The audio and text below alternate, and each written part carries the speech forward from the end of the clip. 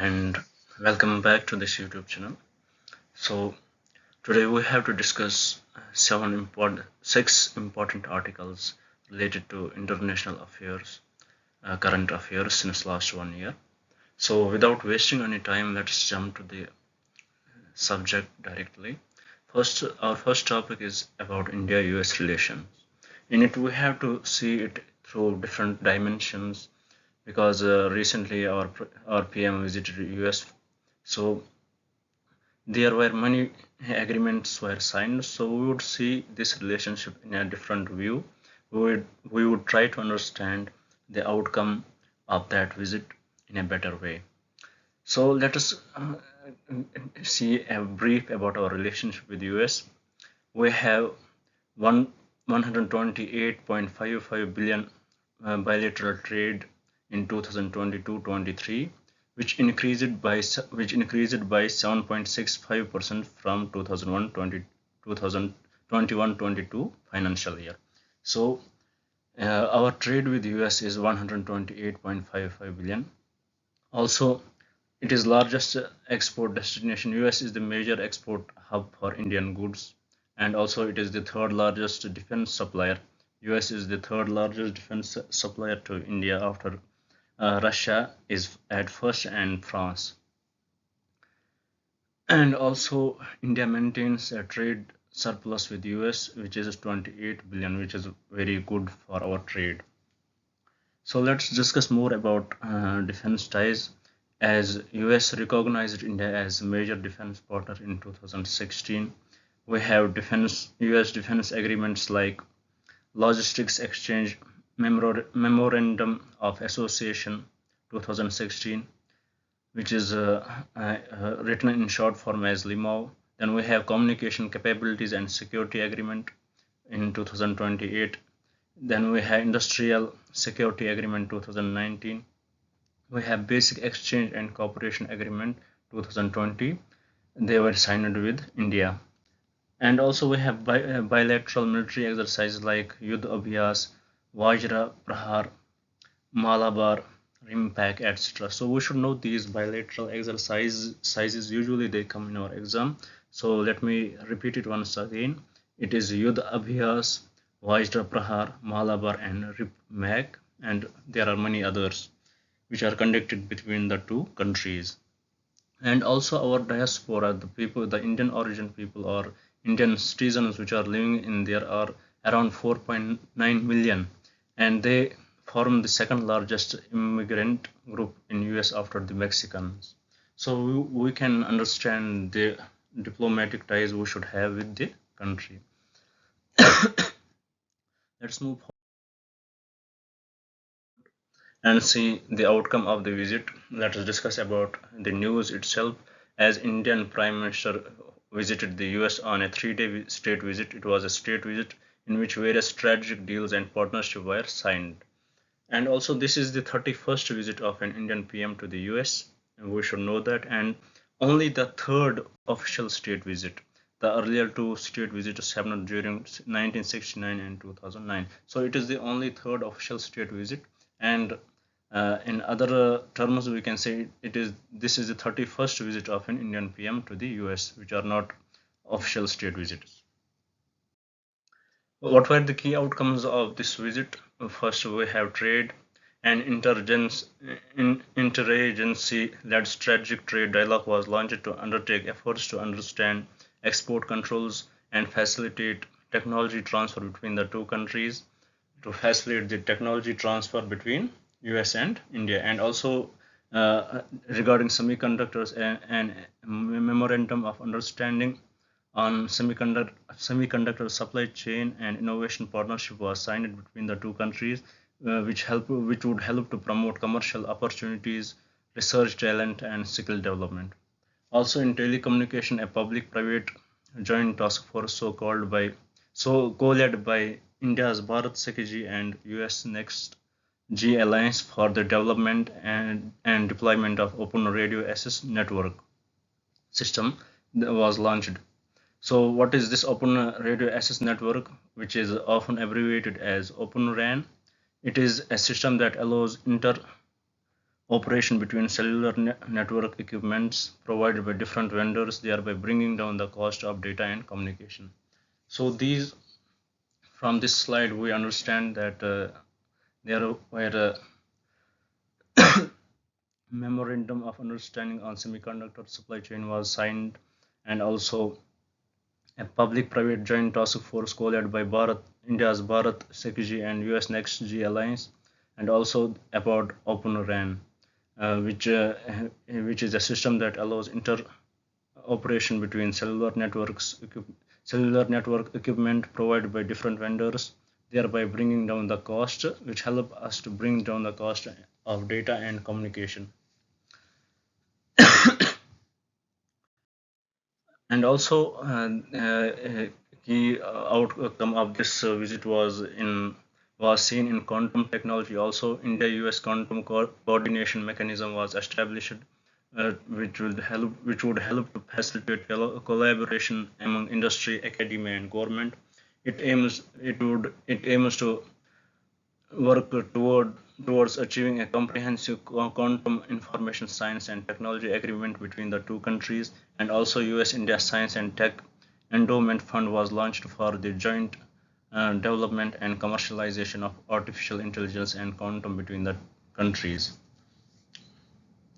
So there we can see how this visit would help in the cooperation between the two countries regarding quantum mechanics and science and technology. Let us move forward.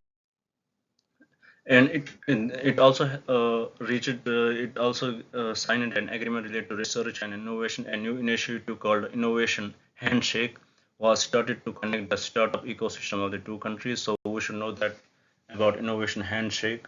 So it is between which countries this may be asked. It is between India and US, which is to support the US India initiative on critical and emerging technology. Is related to critical and emerging technology. Also, critical and emerging technology, it was set up in January 2023 to strengthen and broaden the defense industrial cooperation and strategic technological partnership between the companies and academic institutions of the two nations. It is headed by National Security Council Secretariat in India and the US National Security Council. So from here we understood that a new initiative called Innovation Handshake, it was started to connect the startup ecosystem of the two countries, which is to support the US-India initiative on critical and emerging technology. About critical and emerging technology, we should know that it was set up in January 2023 to strengthen and broaden the defense industrial cooperation and strategic technological partnership between the companies and academic institutions of the two nations.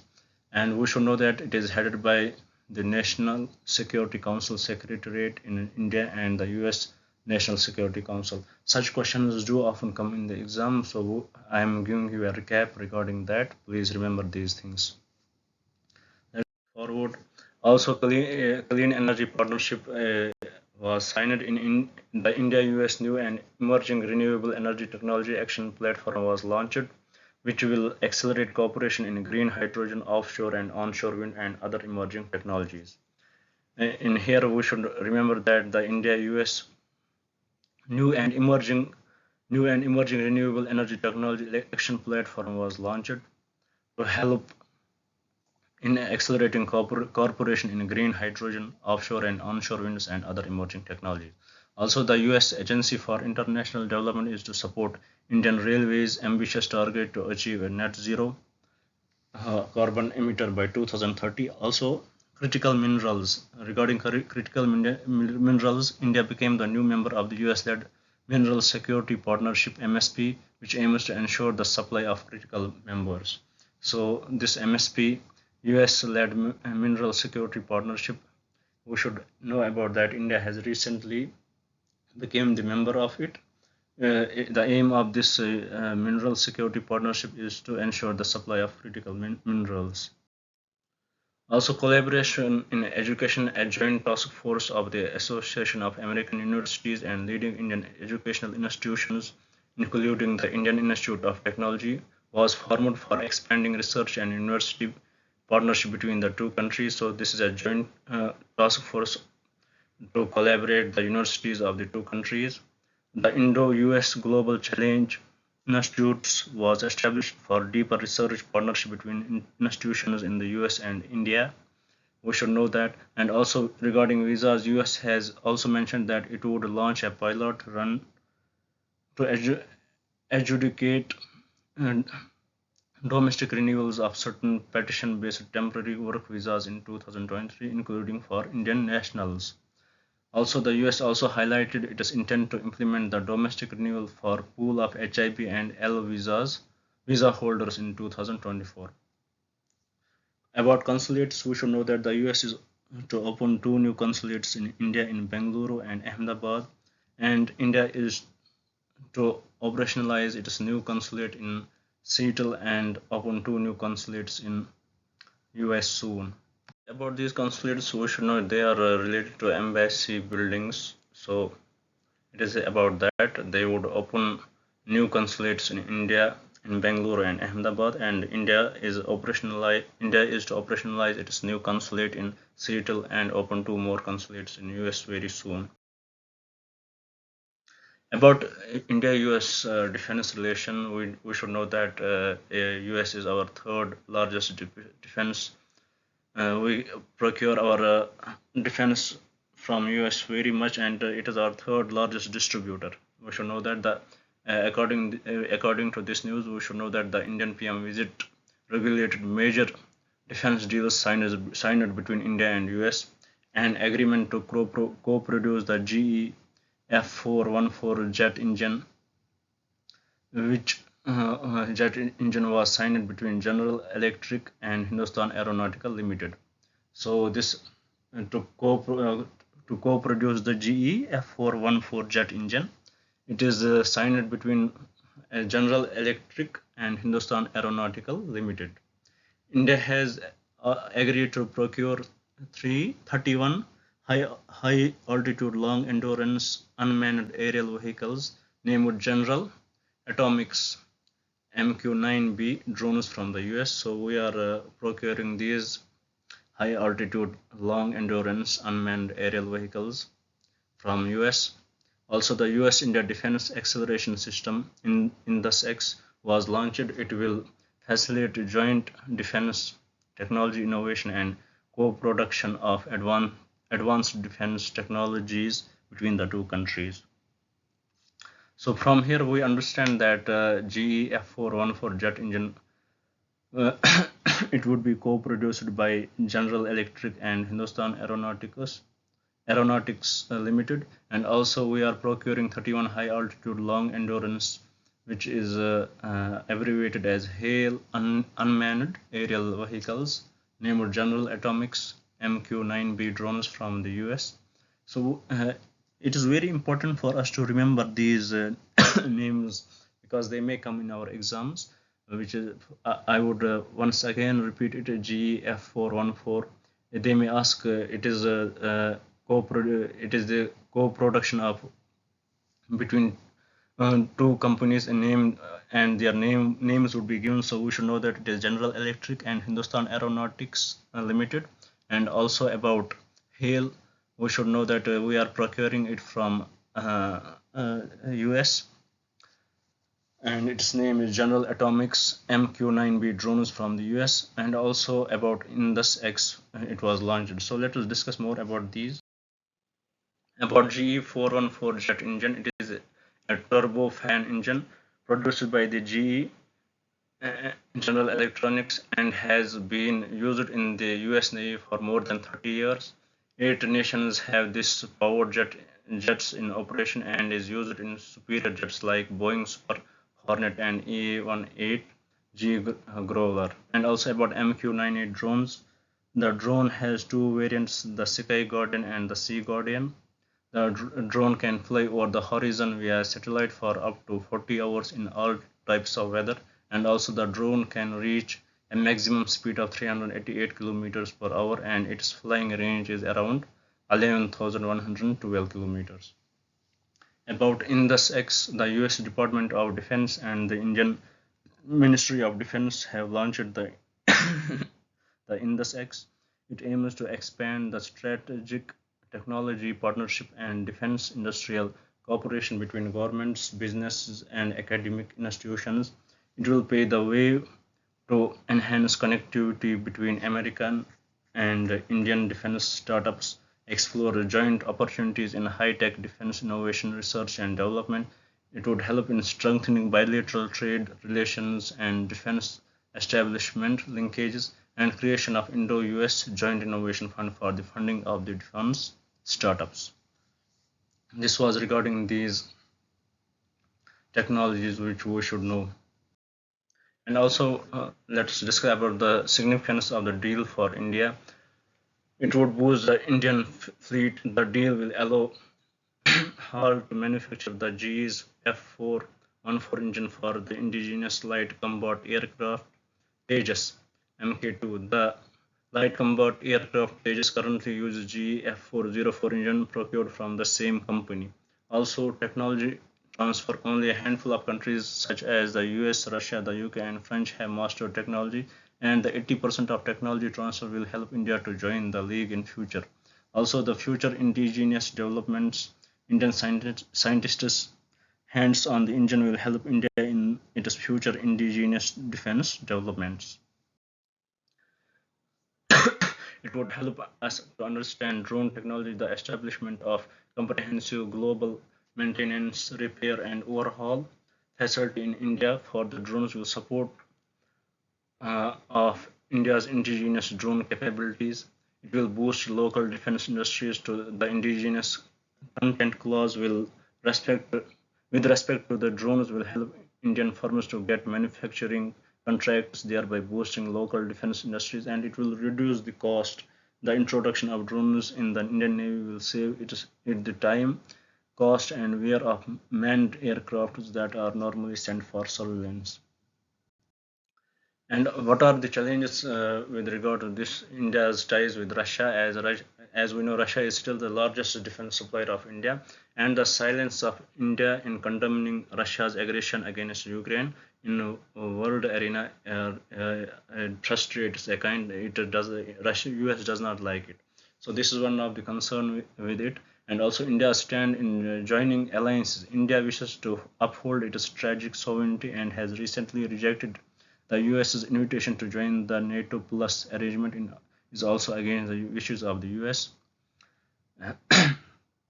Also, technological transfer. The US defense companies are reluctant to share their technology with Indian counterparts.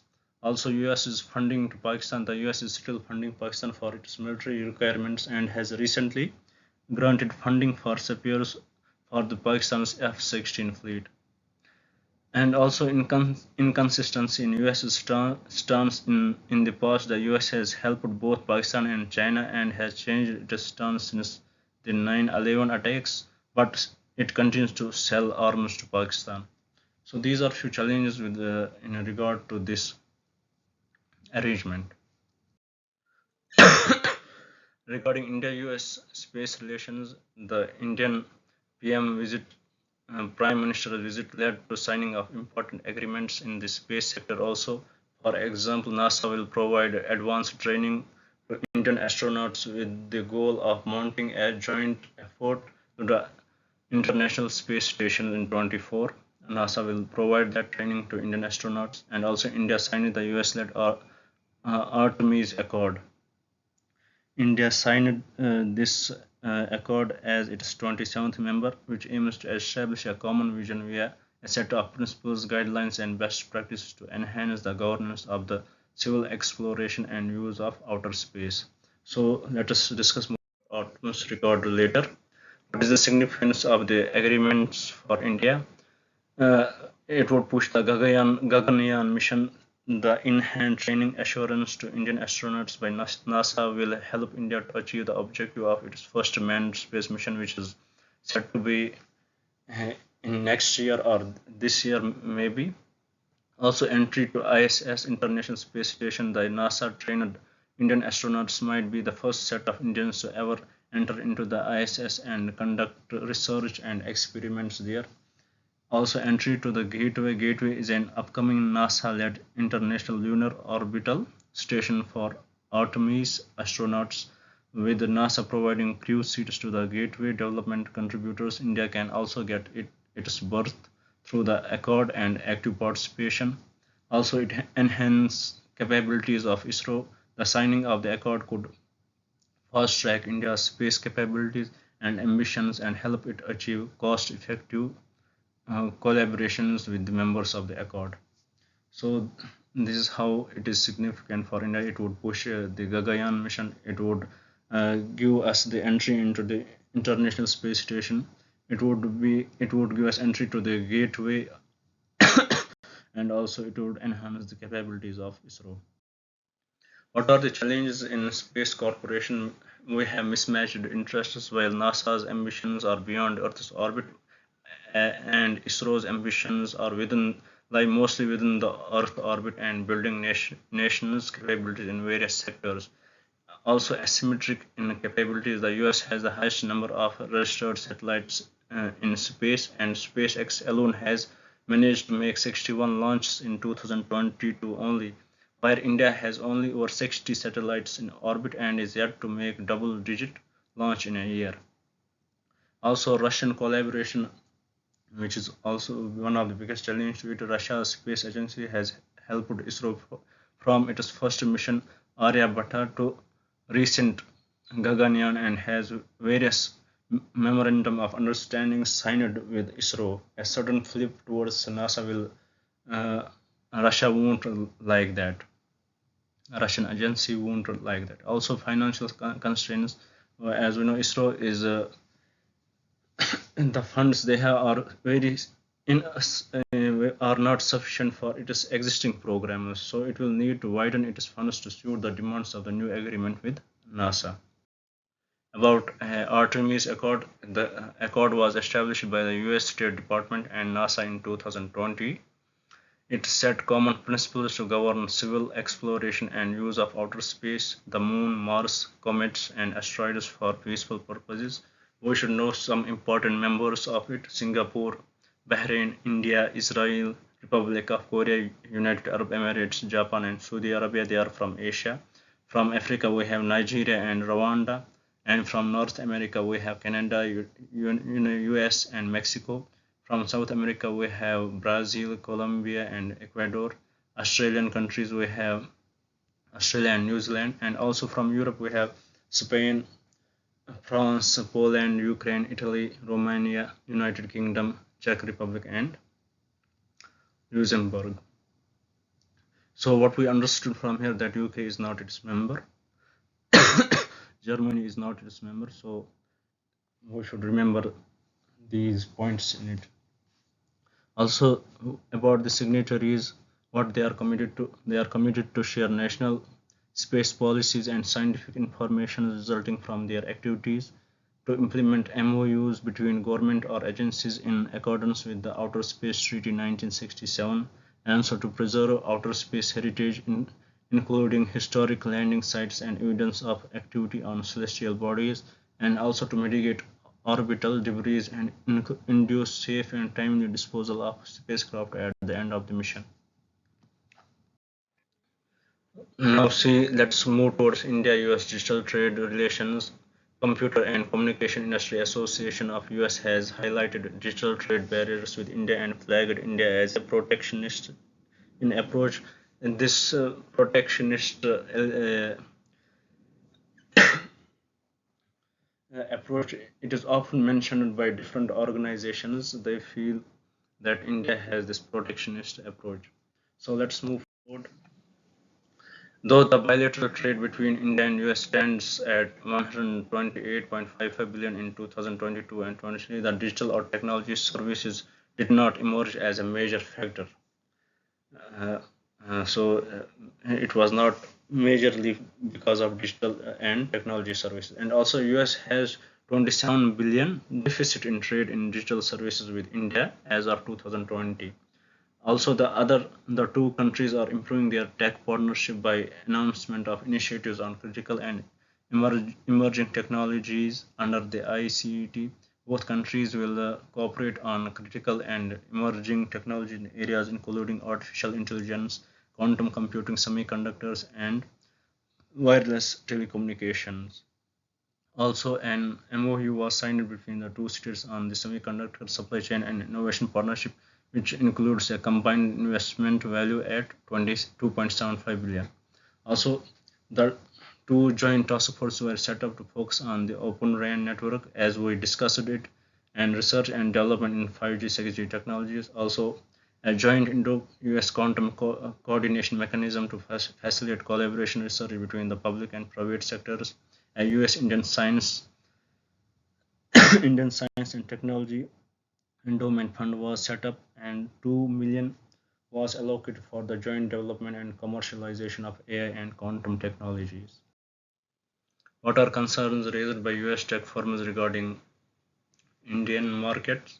Uh, Protectionist Indian policy that uh, CCIA has complained that India is deploying various tools to protect its local industries and does not provide an open access for US companies to freely operate and succeed in India. Preferential treatment to Indian companies, as Computer and Communications Industry Association, which is abbreviated as CCIA, accuses the Indian government over preferential treatment to local companies and acting against the foreign companies in India. And also, another challenge is greater government censorship. The group has highlighted the increasing censorship and control over political speech and state institutions have been employed against the companies, and also complicated tax structure by equalization levy. The current equalization levy of 2%, earlier at 6% since 2016, charged on the gross revenues received by a non-resident e-commerce operator to the resident Indians, amounts to double taxation and further complicate the taxation framework. So these are some issues which are concerning the US tech firms. What are the policy concerns for digital technology industry in India? We have the IT rules 2021, intermediary guidelines, and digital media ethics code. The code has placed a deadline of 72 hours to take down a flagged content by the government notification or a court order. To the social media intermediaries, uh, they have to flag that out, and they have to take the content out. For example, in Instagram or Facebook, they have to uh, take that down if it is flagged content by the government notification or the court order. And also, social media intermediaries are also required to appoint a local compliance officer, the institution of a three-member grievance appellate committee to hear user complaints about the decisions of social media intermediaries regarding their content related issues and have the power to reverse those decisions. And also, the Ministry of Electronics and IT has made it mandatory for platforms to make efforts to prevent the publication of fake or false news as declared by the Press Information Bureau. So these are the policies. This was about the IT rules 2021. We have another policy which is Digital Personal Data Protection Bill draft 2022. The draft still lacks clarity on cross-border data flow, compliance timelines, and data localization. The localization requirements tend to increase operating costs of companies and can be seen as discriminatory by foreign companies. About Telecommunication Bill draft 2022, the definition of telecommunication service is to be broadened to include a wide range of internet enabled services that bear resemblance to the telephone and broadband services like over the top OTT services. Also, Computers and Communication Industry Association cites that it might cause burdensome obligations, licensing requirements, and monetary obligations on the sector. About Digital Competition Act proposed to address the anti-competitive practices in the sector, the CCIA refers the move was done to specifically targeting the US big tech companies. Also, about Competition Commission of India, the Commission has issued orders explaining how the Android operating system and Google Play Store should function in India can invariably create cybersecurity risks in the application. So these are the concerns regarding our laws which they feel, which these foreign tech companies feel. Let's move forward to our next article. It is regarding India and Nepal. Let us see the overview of our relationship. India and Nepal share unique ties of friendship and cooperation, which is characterized by an open border and deep-rooted people-to-people contact of kinship and culture. Also, Nepal shares a border of over 1,850 kilometers with five Indian states. We should know these states: Sikkim, West Bengal, Bihar, Uttar Pradesh, and Uttarakhand. Also, the India-Nepal Treaty of Peace and Friendship of 1950 forms the bedrock of the special relationship that exists between India and Nepal. Also, we should know that Nepali citizens avail facilities and opportunities on par with Indian citizens in accordance with the provisions of the treaty. Now, let us see what is the importance of Nepal for India. Nepal's strategic location is very important for us as it acts as a national security buffer between India and China.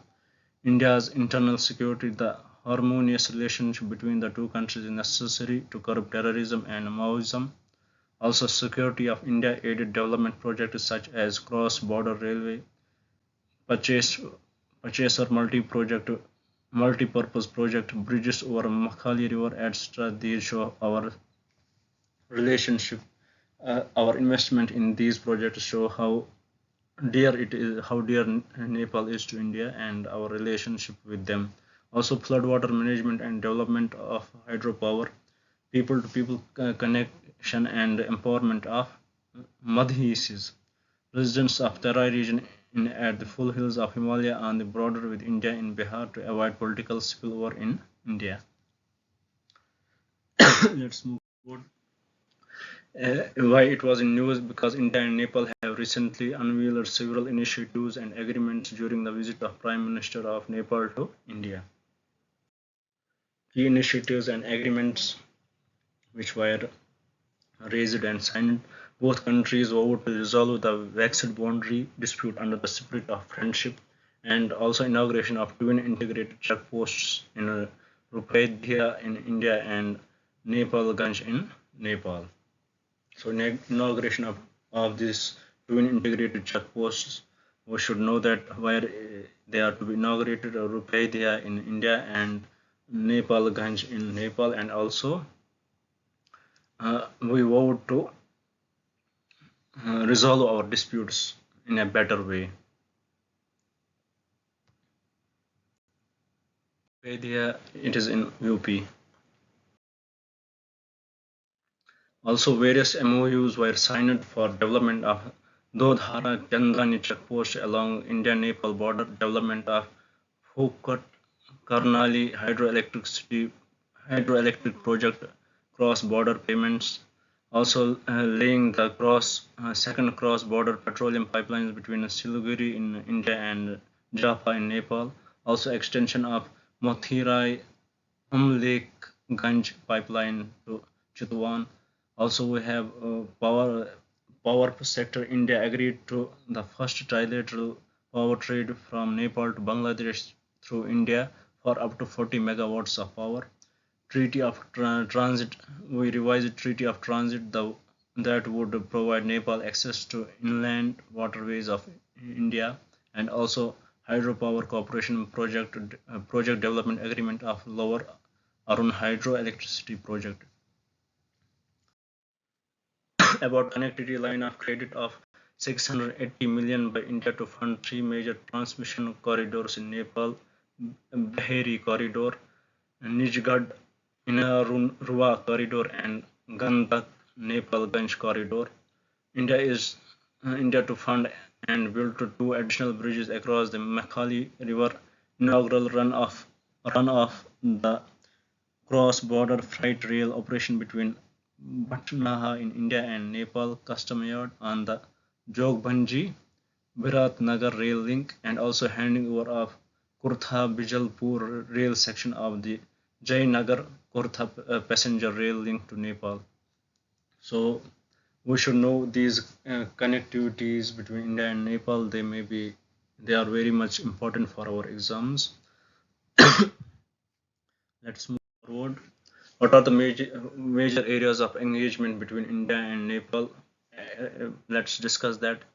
Econo- about economic cooperation, India is the largest trading partner of Nepal and highest source of foreign foreign direct investment. Bilateral trade across the US 7 billion in financial year 2019 to 20.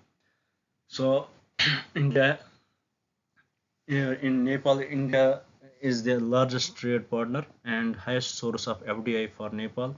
About connectivity and development partnership, India has been assisting Nepal in development of border infrastructure through upgradation of roads, development of cross-border rail links, and increasing the overall economic assistance. About military corporations such as BBI Bangladesh, Bhutan, India, and Nepal, multilateral corporations such as BBIN, BIMSTEC, Bay of Bengal Initiative for Multi-Sectorial Technology and Economic Cooperation, Non-Alignment Movement, and SAARC. We share these multilateral corporations and also defense cooperation. India assists in modernizing Nepal army through equipment supply and training, recruitment of Nepalese soldiers in Gorkha regiment of the Indian army, also joint military exercise Surya Kiran and disaster assistance. We have cooperation in these areas. About energy cooperation, India and Nepal have power exchange agreement since 1971 for meeting the power requirements in the border areas. South Asia's first cross-border petroleum product pipelines constructed and funded by Indian Oil Corporation Limited, connecting Motihari in India to Amlekganj in Nepal, was inaugurated in 2019. About Hydropower Corporation, India and Nepal recently signed an MOU to develop the West City and Seti River projects and also agreed to take forward the Sapta Kosi High Dam project on Kosi River. West Seti River is a tributary. About West Seti River, it is the tributary of Karnali River located in the far west region of Nepal. Other projects include Makhali Treaty and the Upper Karnali project and the Arun 3 project in western and eastern Nepal. So it is very important for us to remember these treaties. Also, culture Swami Vivekanand and the Center for Indian Culture was set up in Kathmandu to showcase the best of Indian culture. Indian International Center for Buddhist Culture and Heritage was inaugurated in Lumbini, Nepal. What are the major issues in India-Nepal relation? We have border disputes, we have Chinese influence, and there is trust gap, and there are many others. Let us see that. What are the border disputes? The ties between the two countries come under severe strain after Kathmandu published a new political map in 2020 that showed three Indian territories Limpia, Dhura, Kalapani, and Lipu Lake as part of Nepal. They are found in Uttarakhand. Also, China's influence. They are the part of the Uttarakhand presently, and also China's influence. China has increased its economic engagement with Nepal through projects under its Belt and Road Initiative. Also, there are concerns over Chinese interference in Nepal's politics. There is a huge trust gap due to India's slow pace of project implementation and the alleged perception of India's interference in Nepal's politics. Also, security issues, porous border facilitates arms smuggling, terrorist activities, and flow of counterfeit Indian currency, all of which pose a serious security risks to India. Also, the Gorkha issue relations came under strain when Nepal government blocked recruitment of Nepalese Gorkhas for the Indian Army's Gorkha regiment, claiming that Agnipath scheme violated the 1947 tripartite agreement signed between the two countries and the UK. We have connectivity issues. Despite several requests from Nepal, India refused to open more air routes to Nepal as it requires opening up India's airspace close to its border with China. Also, Treaty of Peace and Friendship. Nepal wants it to be revise it, but India is very much reluctant to it. Now let's move to our third important topic of today's discussion. It is about China's rising influence in Central Asia. As we have seen, China recently hosted the C plus C5 summit in the city of Xi'an, the first of its kind with the leaders of 5 Central Asian countries.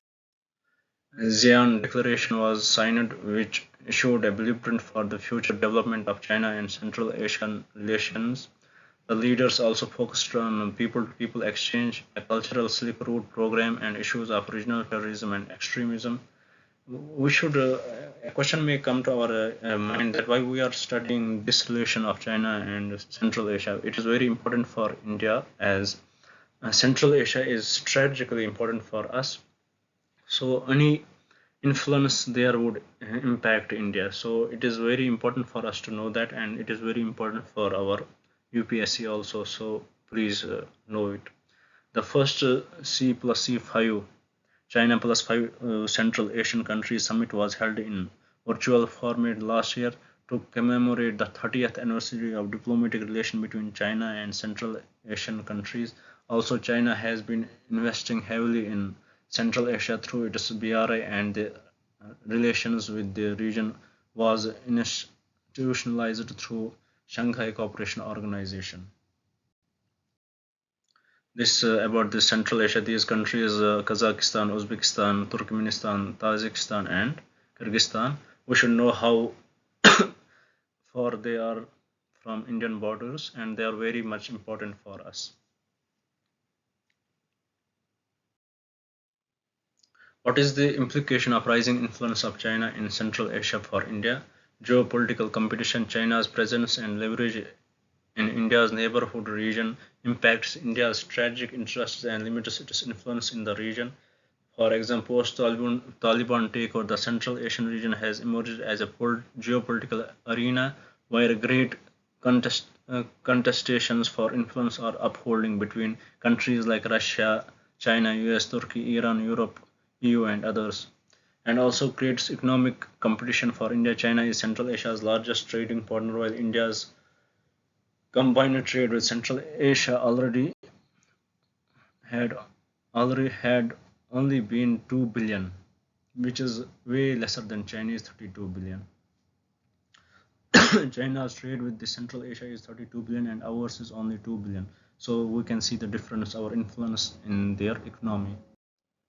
Also, we have the issues with connectivity and infrastructure. China's BRI, which includes projects such as the China-Pakistan Economic Corridor, would affect India's efforts to enhance its own connectivity with Central Asia and limit its access to the region. China's influence may affect India's ability to foster closer ties with these countries through initiatives like International North-South Transport Corridor. And also we have security concerns. The growing Chinese presence may impact the regional security dynamics and influence the balance of power in our immediate neighborhood. And also India and the Central Asian region share common concerns on the issues of rising threat from terrorism, extremism, drug trafficking, which pose challenges to regional stability.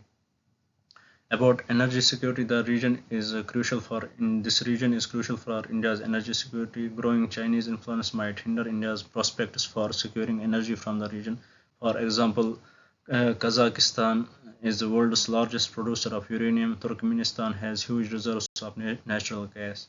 So our energy security is maybe get may it may get under threat.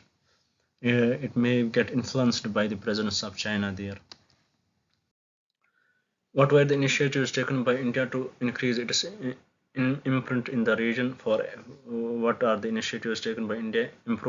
Improving connectivity through renovation of Chabhar port, faster development of the INSTC, becoming a member of Ashgabat Agreement and Tapi Pipeline. Also, Connect Central Asia Policy 2012. It is a broad-based framework involving political, economic, security, and cultural connections. India recently hosted the first India Central Asia Summit. Also, commitment to extended neighborhood policy. It calls to diversify India's geopolitical partners and diplomatic goals, and its willingness to engage its Central Asian partners on a multitude of fronts. Also, we have bilateral engagements. India signed a strategic partnership agreement with Kazakhstan, Tajikistan, Uzbekistan, and civil nuclear agreement with Kazakhstan. India's International Technical and Economic Cooperation program attracts young professionals for capacity building. Also, multilateral organizations, for example, platforms like SCO and Conference on Interaction and confidence building measures in India have helped India to maintain regular channels of communication with this Central Asian region. Also, developmental assistance 1 billion line of credit announced by India is aimed at high impact development projects for socio-economic development of the region. So these were few initiatives taken by India to develop relationship. Now, what is the role of India's defense cooperation initiatives in meeting foreign policy? So let us discuss that. Let us see how India's defense cooperation initiatives are helping India in meeting its foreign policy goals. In this, we should remember these few points. India recently gifted the indigenous built in-service missile corvette INS Kirpan to Vietnam. We should know that. Experts point out that India has expanded its activities of military cooperation, humanitarian assistance, contribution to UN peacekeeping forces, etc. in the recent times. Also, currently, India has defense cooperation agreements with over 53 countries. Also, we should know that the Defense Production and Export Promotion Policy 2020 released by the Ministry of Defense targets an increase in export of aerospace and defense goods and services. So from here we can understand how we are expanding our defense cooperation, and let us see how it impacts our foreign policy goals. This type of defense cooperation is termed as defense diplomacy. We should know that by helping these countries in this way, as we discussed earlier, it is called as a defense diplomacy. It means establishing cooperation in strategic arenas and facilitating a collective strategy of armed forces to advance mutual interests. For example, the increase in the joint military exercise with the friendly countries, for example, Yudh Abhyas with the US, constructive partnership in international forums such as regional anti-terrorism structures. So this comes under the defense diplomacy. By increasing the ties, by increasing the cooperations with the friendly countries. For example, the joint military exercise which we do with USA and different other countries. Here, the example of Yudh Abhyas is given, and also constructive partnership in international forums such as regional anti-terrorist structure. It helps us to improve our foreign policy. It comes under the defense of diplomacy. Also, disaster management and humanitarian relief. For example, we launched Operation Dost to help earthquake hit Turkey and Syria. So it also helps us to build a better diplomatic relation with these countries. Also, by this, India seeks to forward its foreign policy goals.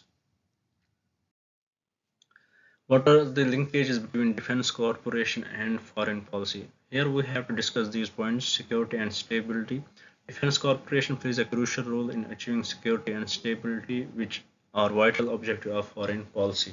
So this defense cooperation, it plays this important role. If we have this, it gives us security and stability, and the security and stability is the vital objective of the foreign policy. It is the main objective of the foreign policy, to be stable and to secure our country. And also it helps us in globalization. The scope of international trade, finance and communication is influenced by internal factors like cryptocurrencies, shell companies, also beyond the control of national government. And also it helps in curbing terrorism. It has emerged as one of the primary threats to domestic and international security, as terrorism is one of the primary threats to domestic and international security, and has ushered in greater convergence in security perception among nations. So by developing these, it will help us to overcome these issues. It would help us to overcome this terrorism issue. It would help us to better fight this in a better way, to fight terrorism issue in a better way. And also role of training services. A number of senior officers of the three services, past and present, in many developing countries have been trained in India. For example, Waibitun Hussein bin from Malaysia rose to the position of Prime Minister of Malaysia. So, role of training services, we are giving also power politics, the international stature and role of country in the international system has a positive correlation with its military strength. What are the benefits of defense cooperation to foreign policy goals? Enhancement to regional stability. It gives us the regional stability. Measures to build capacity and capability have helped tangibly in improving the combined ability to respond to natural disasters and mitigation turbulence in neighboring countries. It helped us in strengthening relations for defense cooperation had played a key role in strengthening India's linkages and building bridges of friendship with countries in its neighborhood and with key global powers. And also it helped in capacity building of armed forces, exposure to technology, organization doctrines, concepts, and working ethos of countries with a wide spectrum of technology sharing combat experience. It helped us in building capacity building of armed force. And also it is a boost to defense industry. India is beginning to co-produce advanced weapon systems, as we discussed about in this X or many other advanced weapon systems with its partners and expanding. And India is expanding its defense exports, thus drawing higher financial benefits to the country. Also, it will help us in research and development. Defense corporation activities have in it improved prospects in the fields of research and technology by transfer of technology and joint development of the projects.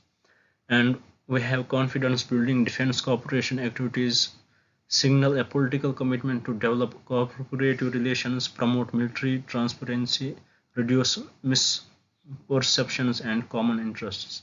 So these are the benefits which we get from defense corporation or defense diplomacy. Now we have the last topic of today's discussion. It is about the 75 years of the Universal Declaration of Human Rights, UDHR. So this the year-long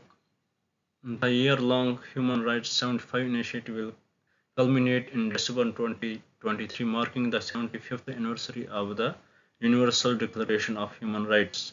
The theme of 2023 would be dignity, freedom, and justice for all.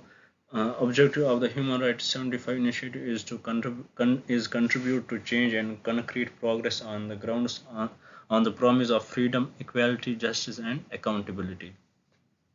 Also, we should know that Human Rights 75 initiative has three goals: promoting universality and individuality, looking to the future, and bolstering the human rights ecosystem. What are some of the rights under the declaration? Are all human beings are born free and equal in dignity and rights, and also no one shall be held in slavery or servitude, no one shall be subjected to torture, all are equal before the law, no one shall be subjected to arbitrary or arrest, detention, or exile. Economic, social, and cultural rights such as the rights to social security, health, and adequate housing. And also no one shall be subject to arbitrary interference with his privacy. So these are some basic rights under the Declaration of UDHD. UNDR. So these human rights and UNDR, here we had these universal rights are inherent to us all, regardless of nationality, sex, national or ethnic origin, color, religion, language, or any other. So these rights are universal. They are inherent, and they are inherited in all of us. They range from most fundamental, the right to life, to those that make life worthy living, such as the right to food, education, work, healthy, and liberty. Also, the Universal Declaration of Human Rights adopted by the UN General Assembly in 1948, was the first legal document to set out the fundamental human rights to be universally protected. Also, it is not legally binding. The Declaration outlines 30 rights and freedoms that belong to all. About Universal Declaration of Human Rights, they are not legally binding, and Universal Declaration of Human Rights, together with the two covenants, the International Covenant for Civil and Political Rights and the International Covenant for Economic, Social and Cultural Rights, make up the International Bill of Rights. So here we should know International Bill of Rights. It is UDHR plus International Covenant for Civil and Political Rights and the International Covenant for Economic, Social and Cultural Rights. They make up the International Bill of Rights. What is the significance of UDHR? Strengthening human rights. The Declaration has also provided the foundation from which a wealth of other legally binding human rights treaties has been developed. It strengthens citizens, it provides a foundation for a just and decent future for all, and has given people a powerful tool in the fight against oppression, impunity, and affronts to human dignity. It helps in universal recognition. It gives the universal recognition promises to all people, the economic, social, political, cultural, whatever the background is, and civic rights, whatever these social rights, political rights, cultural rights, civic rights that underpin a life free from want and fear. About what are the mechanisms to protect and promote human rights, major conventions. We have Convention on the Prevention and Punishment of the Crimes of Genocide. We have Convention on the Rights of the Child and Convention on the Rights of Persons and Disabilities 2006. We have 1951 Refugees Convention and it is 1967 Protocol. We have Human Rights Council. It is tasked with strengthening the promotion and protection of human rights around the globe. We have human rights and the UN system. Human rights is a cross cutting theme in all UN policies and programs. For example, our SDGs, we have UN peacekeepings. UN peacekeepers provide security and the political and peace building support to help countries make the difficult early transition from conflict to peace. We have responsibility to protect.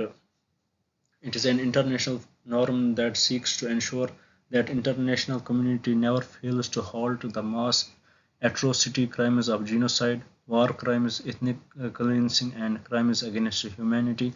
We have national human rights institution, for example, National Human Rights Commission of India. So these are the mechanisms, these are the institutions we have for to promote human rights. Now, our last topic of today's discussion, it is United Nations Educational, Scientific and Cultural Organization UNESCO. Why it was in news?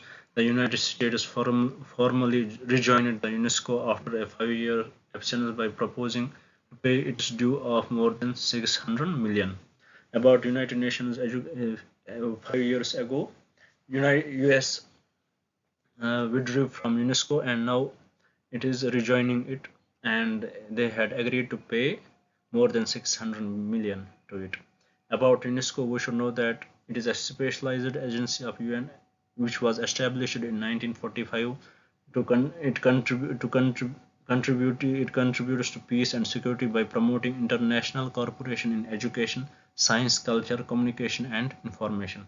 What is its objective? Its objective is to attain quality education for all and lifelong learning, addressing emerging social and ethnic challenges, etc.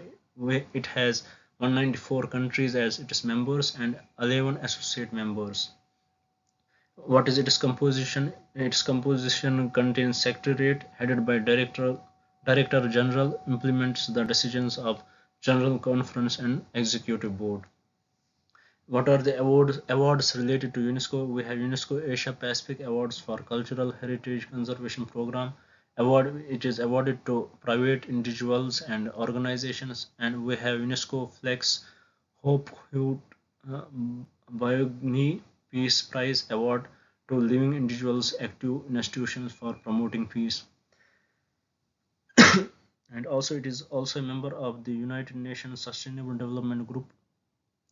Three UNESCO member states are not UN members. For example, Cook Islands, Niue, and Palestine. They are not the UNESCO members. And also three UN member states. Here we come to know that Palestine is the UN member. Three UN member states, for example, Israel, Liechtenstein, United States, are not UNESCO members.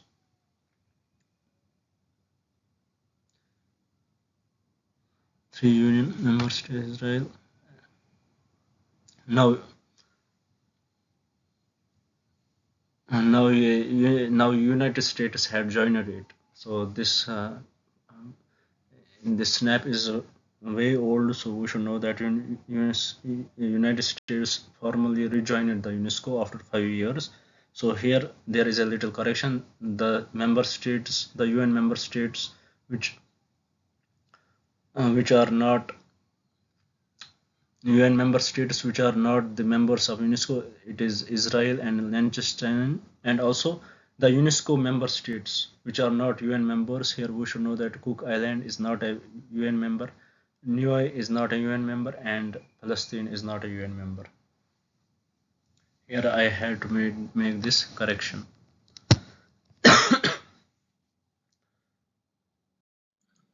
So let us see more about US and UNESCO. Why did the US leave UNESCO in 2018? In 2011, US halted the agency funding in relation to the induction of Palestine as member in UNESCO. As in 2011, they inducted Palestine as a member, so US halted the agency funding as they don't recognize Palestine. And also in 2013, the US lost its voting rights over the non-payment of dues.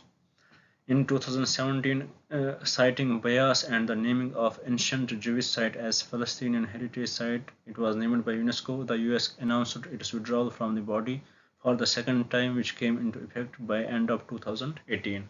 So it was because of that UNESCO withdrew from US withdrew from UNESCO in 2018.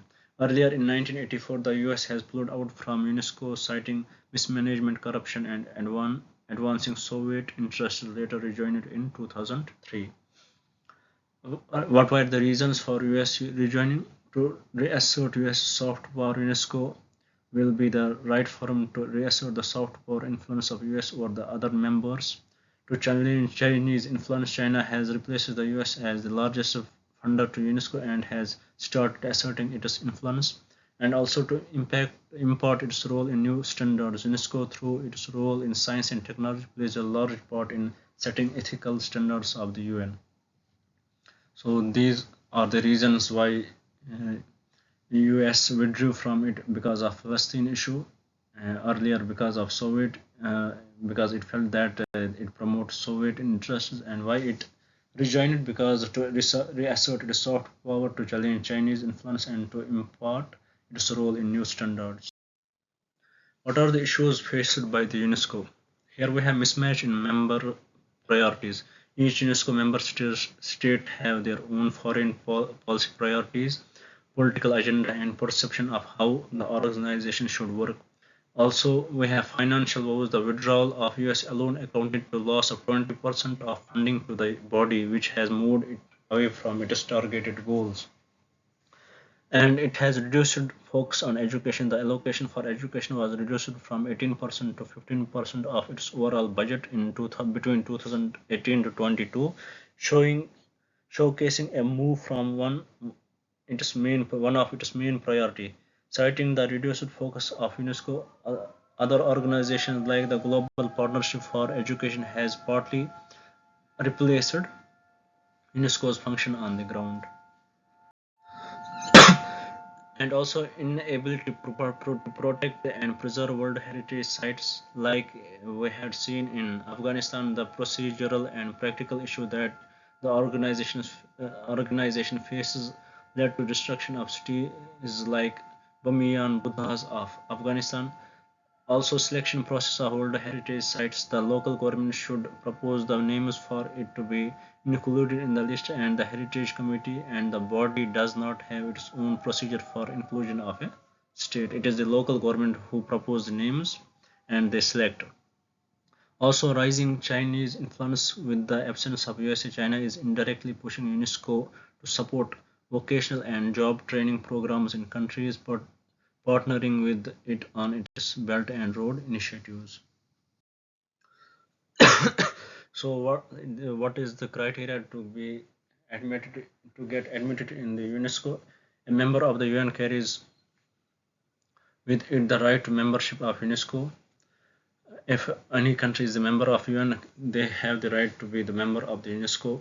Like we had seen, for example, Israel, it is a member of UN and it is not. It has no membership in UNESCO. It is because of their choice. Also, states that are not members of UN may be admitted to UNESCO upon recommendation of the executive board by a two-third majority vote of General Conference. So two-third majority of vote for the non-UN member to be included in UNESCO is required. Also, territories that are not responsible for the conduct of their international relations are to be admitted as an associate member. Their admission and their rights and obligations are determined by the General Conference. Territories which are not able to conduct their international relations on their own, so they are established as associate members. So here we will discuss few achievements of UNESCO. UNESCO, it preserves 1157 World Heritage Sites in 167 countries, and the UNESCO designated sites represent 10 million square kilometers. So this much area they have designated as UNESCO World Heritage Sites. Also, the Intangible Heritage Convention has 177 state parties to it, and is supporting innumerable cultural heritages of mankind from extinction. Also, UNESCO's Education for All initiative has contributed to significant progress in global education. The global literacy rate for adults aged 15 and above has increased from 76.7% to 86.81% between 1999 to 2020. Also, the Media Development Indicators (MDIs) developed by UNESCO provide a framework to assess media landscapes and support policies that promote pluralistic and independent media. And a separate list of World Heritage in danger is maintained by the World Heritage Committee. It has 55 state sites as of 2023, and special attention is provided to retrieve them. So this was all for today's discussion. Today we discussed 6 main topics in which we had India-US relation. We discussed that in different way, in different dimensions, how the cooperation between them has developed, how the Indian PM's visit to US, which was 3-day visit, helped in signing different agreements. Then after that we discussed about China's influence in Central Asia. We discussed about how it would impact India's policy and how it impacts India's security and India's trade with Central Asia. We discussed the difference between the trades with the Central Asia, between India and Central Asia, and Central Asia and China. We discussed about India-Nepal relations. We discussed about the connectivity projects between India and Nepal, and we discussed about our defense diplomacy and how it helps us to frame policy. We discussed about human development, and we discussed about UNESCO. So US is the new member to join to rejoin UNESCO. In that we should remember that all UN members have a right to join UNESCO, but if they don't want, they cannot be forced to join it. And also, all UNESCO members, UNESCO members are not meant to be UN members. For example, Palestine is the UNESCO member; they are not the UN member, and Israel, as US was, and Liechtenstein, they are the UN members, but they are not the members of UNESCO. So this is all for today's discussion. I hope it helped you if you are watching this, and I hope you will subscribe to my channel and like this initiative and appreciate it and appreciate me by subscribing this. It takes lot of time to prepare these PPTs, to prepare these videos, and it we need some appreciation. it would ये हमें ज़्यादा energy देगी और हमें motivate it would motivate me to make such videos in future also. And this is enough for today. Thank you very much. Have a better life, have a better year. Bye.